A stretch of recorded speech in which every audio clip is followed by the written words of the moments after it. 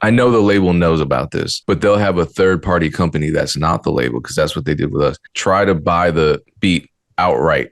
Like when someone says it's a buyout, it's a buyout. If you don't see that you're getting a percentage of royalty points on the master or an advance for the master, and then on the flip side, there's no split sheet, that means they get everything and you get absolutely nothing. No royalties, nothing. That means they don't want you to eat. They don't want your family to eat. They don't want you as a part of the legacy of something you created.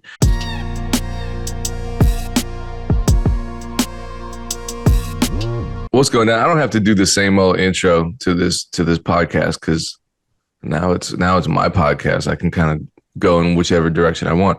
So let me just say good morning. Good morning to everyone watching, but especially good morning to my friend here, GoldxHaze, who's someone that I would have liked to have on a podcast or some kind of episode a long time ago, because we have a lot to talk about. How are you feeling?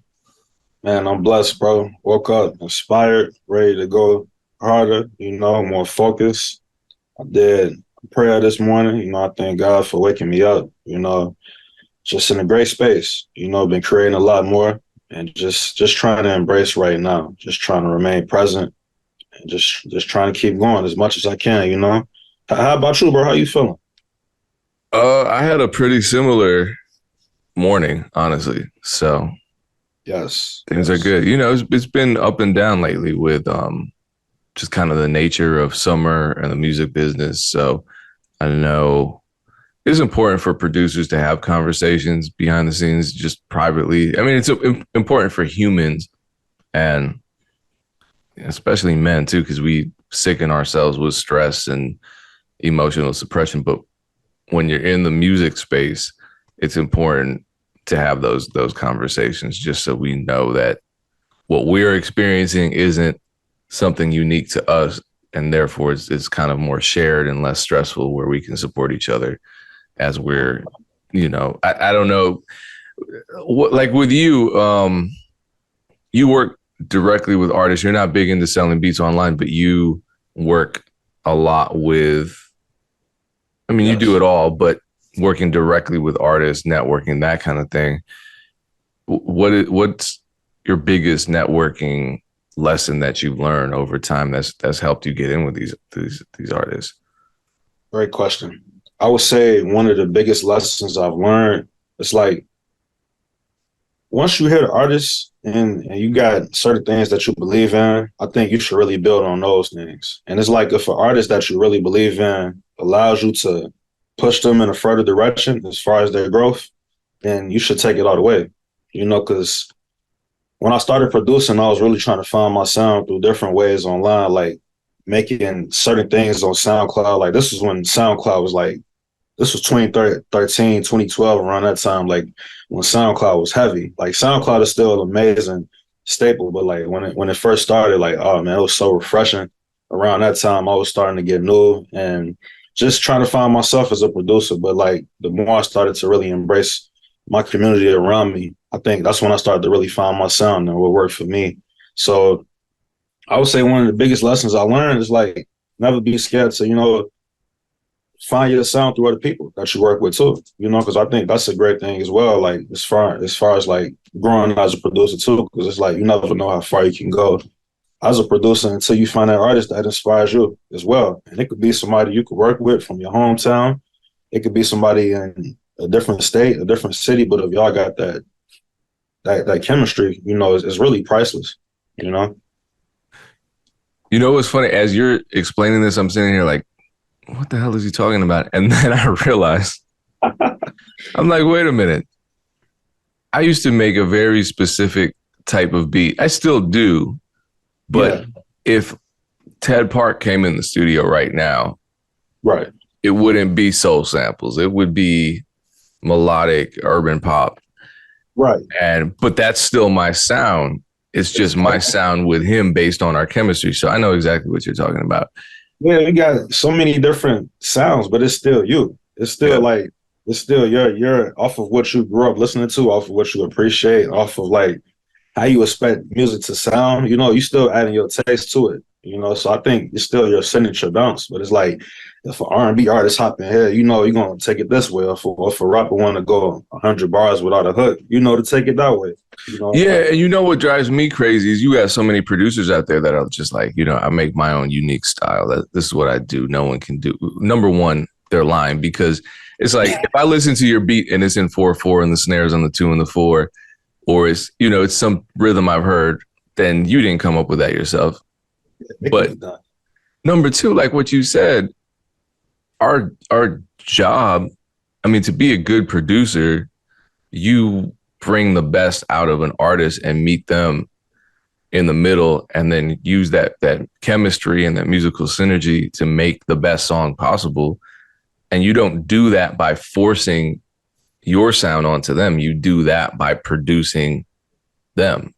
Exactly. And it's like artists that appreciate that, like, are priceless. That's priceless, bro. Like being able to walk in a room and just know that all you have to do is really just create the sound and create the energy, you know, like, and that's when simplicity comes. Like you don't have to overthink the beat or produce anything, or if you come with like a million beats in the folders and everything, sometimes that definitely does work, but it's like sometimes you may just be like, nah, just pull up some samples, you know, and just add some drums here. And then that's when you're able to just create a record that'll be way better than something that somebody may have heard through a folder or anything.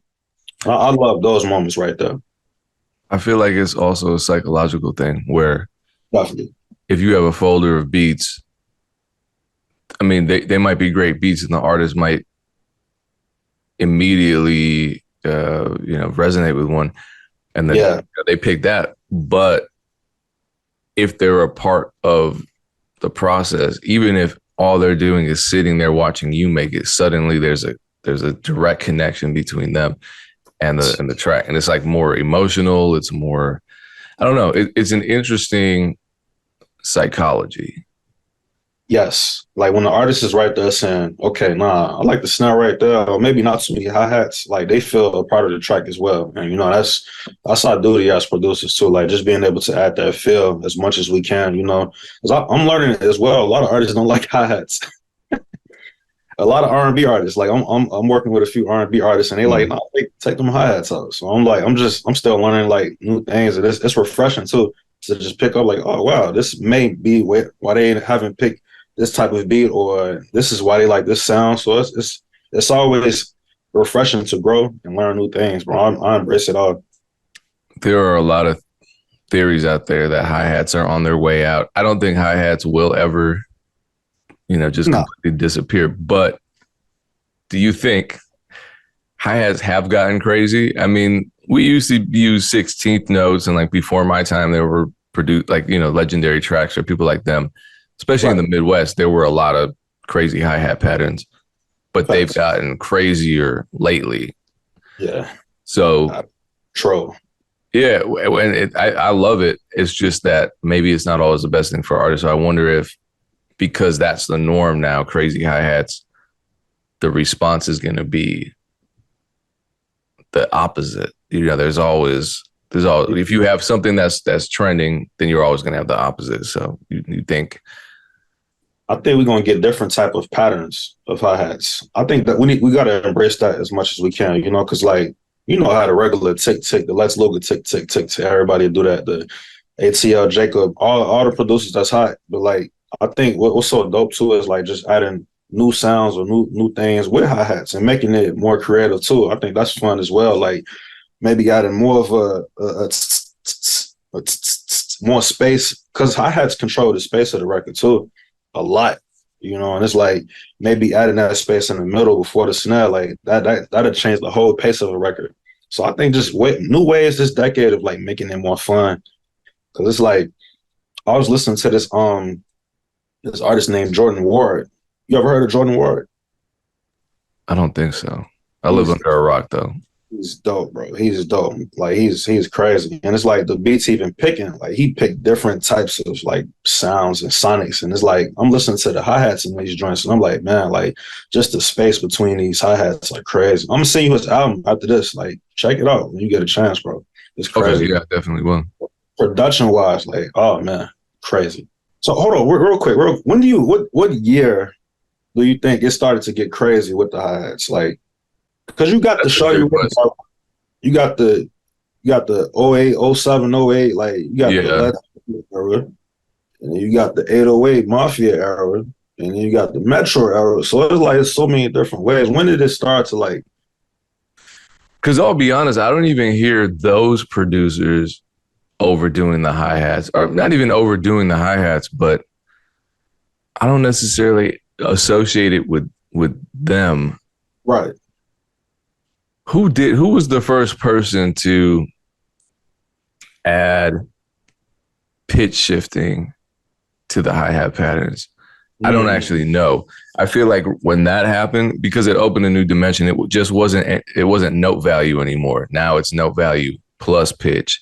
So you're right. ascending or descending, and then in addition to that, you're now jumping into way um, faster note values. Like now we're using dotted 64th notes, Yeah, whereas yeah. before, like we didn't go past 30-second notes.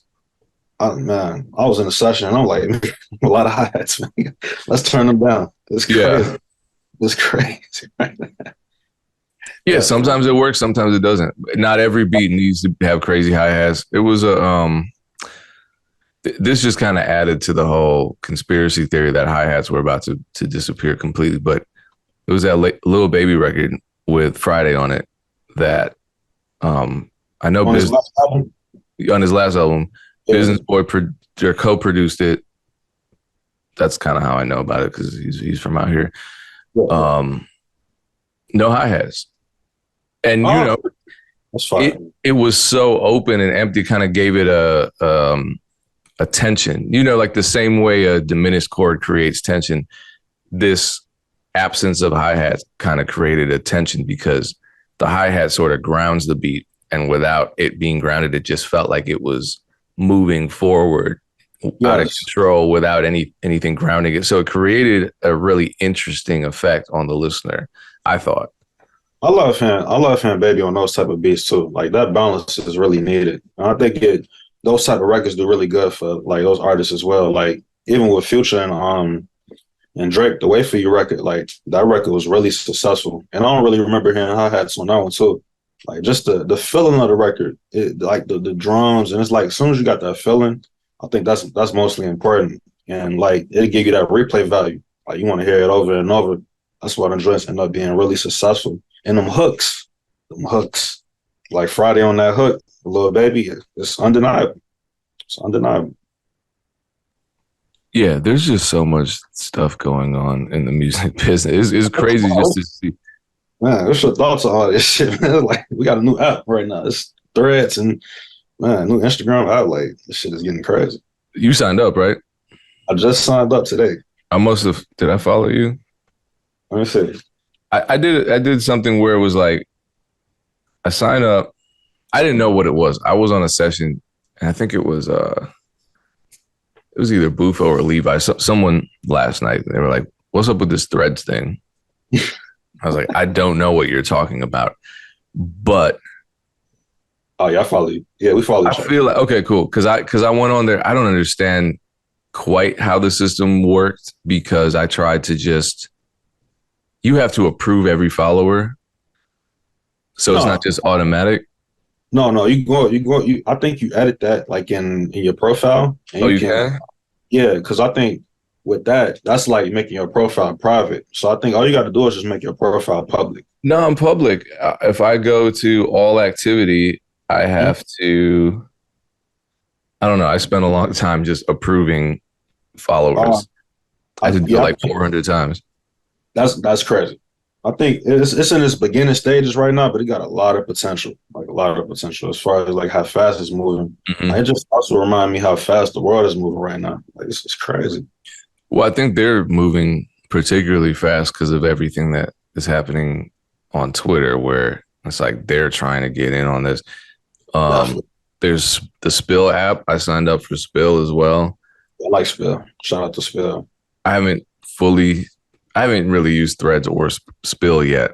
But when I woke up that day and none of my tweets were loading, and Elon Musk had this dumbass tweet about how we're limiting this, I'm like, come on, dude. Like they framed it as some kind of security measure. I'm like, no, you're testing out a new paywall Uh-huh. for reading tweets because you're trying to monetize that whole experience. Uh-huh. And the problem is you can't go from, or you can, but it'll be difficult, giving people the full experience for free to monetizing every aspect of it. And Okay. actually, I feel like that ties into the difficult conversation I wanted to have. Yeah. About if you start with giving stuff away for free and then suddenly you're like, wait a minute, this isn't working for me. Mm-hmm. It creates problems. So Sound Oracle, who I'm sure you're familiar with, Yeah. posted an Instagram um, image the other day. Right. And I don't know if you saw this, but it was a question for producers. He said, your favorite major artist, so it has to be an artist signed to a major. And I think that's key, asks you to produce a song on their new album for free.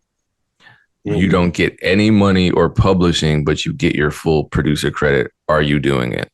Not at I'm like, all. Hayes would be perfect for this conversation. No, no, that's not at all, man. It's too many factors as to why not. Because, man, like them checks, man, that mailbox money is different, my brother. It's different. We know that, man. Like over time, it's cool to get the attention for now, but it's like you can only do so much with attention, especially nowadays with how fast everything is going. It's Yep. like few scrolls, people gonna forget about you, especially if you don't have anything to back that up, like content or like a personality or a catalog of good music. It's so hard to get forgotten about. So you got to protect yourself. You got to protect your pockets. You got to make sure you're good. You got to play the long game. You got to make sure you get your points for these records, royalties. All of that is so important. Like, man, we've been through it, man. So it's extremely important to get what we deserve off of this. That's why I wanted to talk to you about it because I've definitely been in situations where, for example, people have stolen my beats, right? Yeah, And they might have given me credit. They may have been major artists, but they stole my beats. same. And yeah, my name was up there, but this is why I'm not going to talk about Sarah J. But there was a period of my life when I was getting a lot of beats leaked and not paid for, not registered, nothing, no communication. So essentially stolen. And that was during a time when I was sending a lot of beats out, particularly to one person. But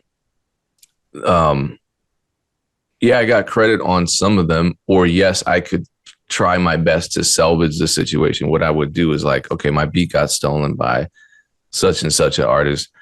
Let me promote it on my end and make it seem like everything's all good. Yeah, I did. It's One, not. it's tiring. Two, it didn't help me. It did not help me. So I have a lot of experience with this. It's not like everyone's like, oh, you did that Jim Jones record and you Yeah, got credit for it. You didn't get paid and, yeah. whatever. But this is amazing, isn't it? No, we want to buy your beats because you did that record. We saw your name on it. It's not how it works, is it? Not at all. It doesn't. That's why it's important to get everything you deserve, man. Like, because like over time, people gonna be like, oh, man, you got all these credits, and it's like working, you working well. You're like, man, no, this shit don't. It's not adding up nowhere. Because man, these artists they're gonna continue to make records. They're gonna continue to have success. They're gonna continue to find avenues and ways to get to it. But on our end as producers, it's our duty to make sure that the business is handled correctly. Because it's like, okay, say you get a placement with anybody, like the biggest artist right now, okay, your name is hot for like 3-4 months. After that, the art's gonna continue to keep going. They're gonna find ways to keep getting booked for shows. Yep. First of all, they already making 10 times what you already asked for the beat off of the show money. Like, like they making what? 100, 200 for a show, and they come on now, and you can get no royalties from that. That's crazy. Well, and like you said, all right, your name's there. Yeah, Who's looking for the producer's name? Other producers? Because it's not the casual fan. And it's not like most rappers aren't listening to their favorite artist and saying, I need to figure out these producer credits so I can reach out to that producer and get beats. I'm not saying it doesn't happen, Right. but anyway, I feel like the people who, because there were a lot of producers replying to that thread, like, yes, yes, of course, I'm taking this deal. That's my favorite rapper. I think the worst thing, and I see this all the time in the producer community, and I'll give credit. Okay, Ansbro. Okay, ANSBRO. I don't know how to pronounce that. He says, for show, musicians make music for the sake of music, the art, and the process of it. And if you have the opportunity to create something incredible with your favorite artist, it's bigger than you. Now, on the regular, no, we got to eat, but as a one-time thing, 100%. So I want to address two things he said. Because one, I know both of us love making music. We would never do it if we didn't. Because the point from starting to make music and getting paid from it, there's a far distance. You got to go through a lot. I understand why people quit, because it's just not for everyone. And I'm not even going to say not everyone's built for it. I don't think anyone should be built for some of the things that we go through. But that being said, once we get to the point where, like, I don't know about you, but we started the conversation off by, like talking about how blessed we feel in the morning. I felt amazing this morning. I woke up, sold some beats. It was like, yes. I have to really appreciate the position I'm in. Yes. Because I know where I was 15 years ago. Man. I know where I was 20 years. You know what I mean? So it's such an amazing place to be. Yes. I have to preserve that. Because this is, again, I love making music. I'm an adult. I have, thankfully, I don't have a whole family to support. Yeah. I have to support myself at very least. Responsibility. So, yeah. Yes. And like a lot of producers have kids, have partners, spouses, whatever. I have a lot of bills. I have a house. I have, yes. It's the summer. I gotta keep my AC on. Stuff like that. And it's like beats literally pay for that stuff. The money doesn't come from anywhere else. So yes, I love making music and I will never stop, even if I'm not getting paid. However, I'm right now a working musician and this is my job. So I can't work with people who don't respect that. It might be great to go off for a whole week and work with another artist, but in that week, if I'm not getting anything out of that situation, I come home and I'm like, wait a minute. Right. Where I spent a whole week not making anything. It's wasted time. Could have been making beats at home, making more money and making new connections. And it's like, man, you just changed that whole shit for an image or a picture. And like, you'd be like, man, this shit was a waste of time. And it's not worth it. That photo, you can take a photo with with 100 celebrities and not make a cent. But the other thing too is like the last part of this guy, and a lot of people were saying this. People were saying, yeah, you got to do this. Do it at least once. I'm like, it might happen to you without you realize. Like it's happened to me. Yeah. Like I said, because people just steal the beat and not contact me and not register things properly. Yeah. So someone's making money that I'm not ever going to get. And you could be sparking an idea too. Like somebody can be playing your beats in the studio and somebody can be like, yo, I like me like that. Let me get a beat like DJ Payne or Hayes, and they could be like making your beat without contacting you and remaking that. Like it's nasty, man. It's nasty. It happens a lot. Way too much. But my thing was, all right, I don't care if it's my favorite artist. I don't care who it is. Facts. One, like what you were saying was there are too many reasons that this doesn't make sense. Like there's no reason that someone would say, you know what, we're not paying you the advance. We're not giving you master points and we're not giving you writer share. We're not giving you publishers share. And what that means is there are like 12 plus royalty streams. Like people, I honestly think people saying yes, it comes from a place of ignorance and like fan mentality. Where people Fan, are like, definitely. I want to be a fan. I don't want to offend this artist by asking for Yeah. them to do the right thing. So let me just, you I know, don't know my worth. Like I don't give don't give me my worth. No. yeah.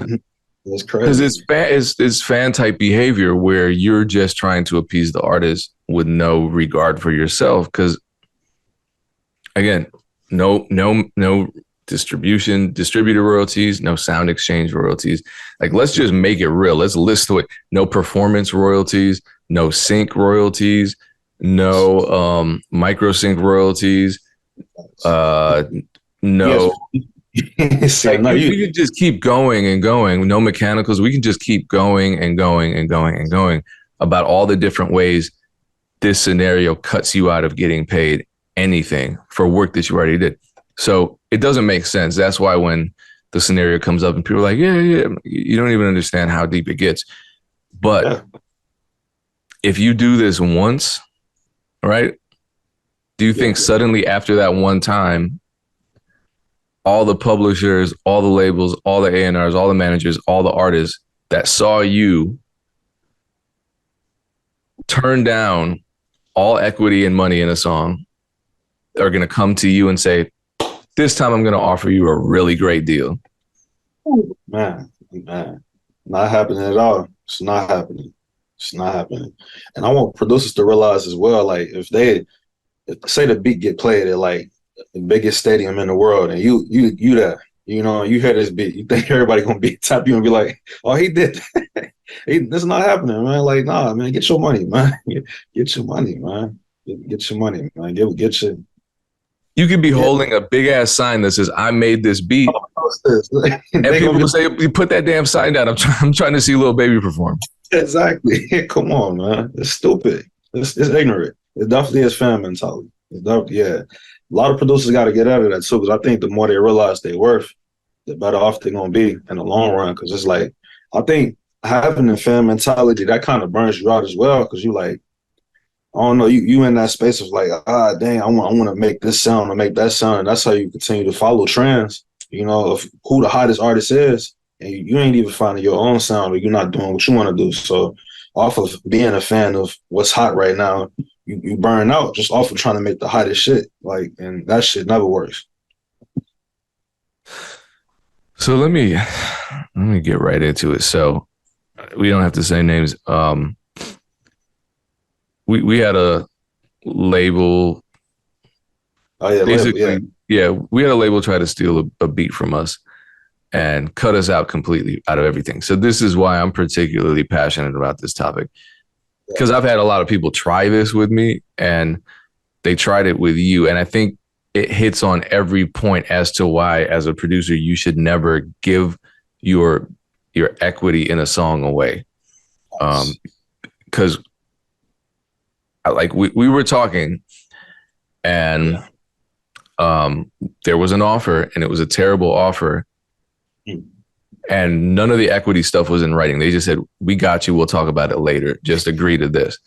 And I told you on the phone, I remember I was like, bro, what's going to happen is the second if we agree to this, what's going to happen is they're going to stop answering their phone. They're going to stop replying. So Really? a lot of producers think, okay, well, I can just do this once and then Yeah. the next time will be better and I can build off of it. Doesn't work that way. They will stop answering their phone. They will use you. If they don't, if someone doesn't respect you enough to give you any equity in a song that you produce the beat for, they're not going to ever respect you. They don't see you as someone worthy of respect. If they're going to treat you like that from day one, day 800 is going to be the same thing. Facts. And what that situation taught me a lot, like so much, you know, like it also taught me like that everybody sees everything that's going on. And when people want to get in contact with you, they will, you know, whenever they want to get in contact with you, they will. So it's like people that was a part of the camp, you know, they contact me when they needed me, but when we needed stuff about information, you know, it was so hard to get in contact with them. So that just made me immediately be like, yeah, time to lawyer up and get everything together on our end so we don't get fucked and make sure everything is good. And it was one And of those situations where you and I were on the phone every day every day about it, every day. because they were contacting you every day. I'm contacting you, and I'm like, yo, Pain, like, what, this some bullshit, and you be like, yep, that's some bullshit. You be like, this what they're about to say. Like, you predicted what they was about to say before they said it, and then the next phone call, I talked to them, and I'm like, Pain just said the shit was about to happen. I'm like, this shit is crazy. This shit is crazy. So yeah, knowing that and just knowing how the game work, and I'm like, knowing they try to throw the same run around to producers, I try to like I take that knowledge that you gave me as much as I can to as many other producers as well. Like when they get big placements and everything, because it's like they gonna try it. They supposed to try it. It's how it's fucked up as it is. It's the business and it works for them, but it's our duty to get ours. You know. What was crazy about the situation that we experienced was that, and this happens a lot too. Happened to me with a King L record, where what they will do is, and I know the label knows about this, but they'll have a third party company that's not the label, because that's what they did with us. They'll have a third party contact us, try to buy the beat outright. Like when someone says it's a buyout, it's a buyout. If you don't see that you're getting a percentage of royalty points on the master or in advance for the master, and then on the flip side, there's no split sheet, they're not talking about your writer's share, your publisher's share, that's a buyout. That means they get everything and you get absolutely nothing, no royalties, nothing. That means they don't want you to eat. They don't want your family to eat. They don't want you as a part of the legacy of something you created. So when that happens, the third party company is the one who did the evil thing, not the label. So the label can be like, oh, we didn't negotiate with you. You negotiated with them. That's happened to me a couple times. I want to say it happened to Lil Vo. I'm trying to think. It happened to me. I learned, and the thing about it with me was that I didn't even sign anything. So it was crazier with me. I mean, we didn't sign anything either, which is why, fortunately, we were able to work through that situation. So from your end, I'm more interested in how everything went down with from your perspective. So someone was contacting you trying to do like a $300 buyout for this beat that generated probably hundreds of thousands of dollars. What happens next? I'm contacting my lawyer immediately, and we ain't speaking. It's no further talks until the lawyer gets involved. You know, I don't need to talk to the middleman. Like I'm gonna have the label talk to the middleman, because at the end of the day, they just the middleman trying to finesse the producer out of the deal. They're like, yeah, man, just take this deal right here. This is a great deal. No, 300 up front, no royalties, no percentage, no points, no none of this. This is an amazing deal. I'm actually doing you a favor right now. This is how they sound on the phone. Yeah, they talk like that. Yep. So, no, I'm actually doing you a favor. You need the 300. You sell it. You need it. You know, like let me give you the deal. You know, and we'll make it happen. You're like, yeah, we'll look out for you. We'll look out for you. And you're like, no, I'll have my lawyer talk to you. Check your email. 2 days. Simple. And a lot of producers are afraid to assert themselves in these situations. And that's the thing. There are a lot of hustlers and bullies in the music business. Like all the people, this is why I don't really even talk to people on the phone or in person if I don't know, because I already know what they're going to try to do, and they're going to waste my time. And it's going to be, it's going to be fam this and bro that and trust me this and I got you that. And they're just going to try to talk circles around. And I got this going. I got people, even in the email, people try to finesse. But in person, it's crazier when someone's like, I've been working with Rick Ross' cousin. And they just throw language at you to try to try to disorient you to the point where finally you're just like, yeah, cool, whatever you need, I got you. I'm like, and I just got to stand there like this the whole time. Yeah. Because I'm looking at them like, you're not in this business the way I am. You know how many people just like you I've dealt with, how many conversations just like this one I've had with people who are trying to finesse. Like I can see that from kilometers away. Yes. Yeah. And it's just, it's bullshit. Yeah, it's like I pay attention to what, like when a person like that comes up to me and they just be throwing names in my face, Pay attention to the very last thing they say when they talk to you, because that's what they wanted to say the first time. They're just trying to get all of this bullshit in front. Hey, I know this, I did that, I worked for that. But at the end, they're gonna be like, hey, can you? That's what they want to ask you first. They just throwing the bullshit right there before they ask you for a favor. So I'm like, it's always 9 times out of 10, it's a favor. Yeah, and then that's why I'm like, well, just let's cut to this chase. What I'll always just say, what are you trying to do? Give me specifics. Right. What's the pitch?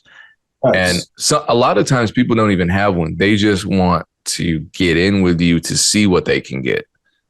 They don't even know what they want to do. They don't even have exactly. They might not even know because they're just used to being bloodsuckers, and they're like, well, how much blood you got? It's disgusting, man. I'm like, well, nope, it's dry over here. So with you go to stage on no music, no nothing, no none of that, man. It's terrible, man. It's terrible. It's terrible. It's just. So I see a lot of producers just afraid to say anything that goes against what the label, what the artist, what the manager is asking. So they just kind of shrink back and agree to whatever because they don't want to lose the opportunity. With us, they gave us the worst deal in the history of deals. And the second the lawyer was contacted, suddenly within like 24 hours, oh, yeah, you get half the song and thousands of dollars. Yeah. And points on the master. Oh, wow. Look, suddenly a pretty standard and fair deal. And all we had to do was, pay $1,000 to this lawyer. And suddenly things are all good. It was like what Jay Oliver was saying they were fighting with this label and this artist for a song that had been out for years that they weren't getting any money for because they never paid in advance. They never signed an agreement. They weren't getting any royalties. And then finally they just got sick of it and sent out a cease and desist letter. And he said within a day they had it not handled, but they suddenly were getting calls back. That's on the phone, huh? Checking the email. Yeah. But it goes to show you that they know that they need to address your situation, but they're just not doing it because they don't respect you. So all this stuff with producers talking about, oh, you know what? Just say yes in the short term. If you're starting out, say yes to everything, even if it screws you over, even if they cut you out, it'll eventually, you can leverage that. If you own zero in something, you have zero leverage. Credit is not leverage. You saying, I made that beat over there. That's not leverage. That's you just talking. I don't know why people don't understand that. Nothing if nothing is nothing, man. What is we talking about, man? It's simple. It's nothing. Come on, man. Like bragging rights for the people you around, you still got to deal with real life. Like, nah, man, come on, man. It's nothing. I can't think of another career field where people are choosing leverage and credit over a livelihood. It's so strange, this world that we're in. Music, man, it's like attention is such a drug, and music drives all of it. And it's like people want to get into the now of what's hot now, and people want to be around it. And it has such an energy, when it's young and fresh, and like you hear it on the radio, it's an artist you hear all the time, they blowing up, and the energy swings into you. And now you're like, man, I can't miss this. I can't miss this. This is it. And that whole energy of I can't miss this, that's very important. Like you have to use that energy for good rather than just because shit can fuck your whole life up. I can't miss this moment. Yep. You can trick yourself out of position. That whole way. Yeah. And I think there's a balance. I agree. So, I've seen people throw away opportunities just because they didn't show up, but you got to show up and be prepared. Facts. So it's like you can show up and just all of a sudden all this craziness is coming at you. Intuitively, something's off, but you're just going to say yes. It's not happening. Yeah, it's not great. People got to watch Straight Outta Compton or something, man. And you know what? That's the crazy thing because people will watch these movies. While the music business is such an evil place, and then turn around and be like, yeah, I would take 0% for sure. Absolutely. The same shouldn't happen in these movies. It's happening in real life. Like red pill, blue pill. Like make it's choices. It's all choices, man. You know, like you can either choose to stand up for what you deserve or just fall, you know. Yeah. It's a lot of people, unfortunately, they get fucked, you know. But a lot of people ask to get fucked too. Yeah, I mean, people like I'm saying, I'm reading these comments and people are like, yeah, I would do it for free with zero equity. That's free promo. Like the person saying it's free promo has 1,300 followers. It's like, you don't need promo right now. That free promo is not going to get like what followers. And then you see someone like Focus, who's part of Dr. Dre's camp. His comment is simply no, period. Yeah, man. I'm like, there's a knowledge differential here between Focus and random dudes saying, yeah, sure, I want to. Nah, man. Yeah, I just think along the way, you know, common sense, we just kind of lost that a little bit, like, especially in the music, you know, like with just social media, you know, I think that balance is kind of lost, a lost art a little bit on like having a sense of like real life and just having a sense of like, this is what life is, and it's on the internet, and this is perception and all of that shit. And I think a lot of people fall in love with perception. You know, perception is definitely important, but it's like at the end of the day, you gotta, man, when you wake up in the morning, you don't want to be in no trailer park talking about some, yeah, man, I got this placement, I got that, like that. Nah, man, come on, man. It's real situations going on, and you work hard for that. You know, if you put the time in and you believe in yourself, you deserve to get all of that. You know, all of that you deserve, truly. And you can monetize attention, you can monetize perception. But what I will say is most of us don't know how to do that on any scale because we're just good at producers. We don't, as at being producers, we don't have some kind of system here, some kind of infrastructure for marketing ourselves. And even labels that are multi-billion-dollar companies can't always monetize attention because it'll be an artist who blows up.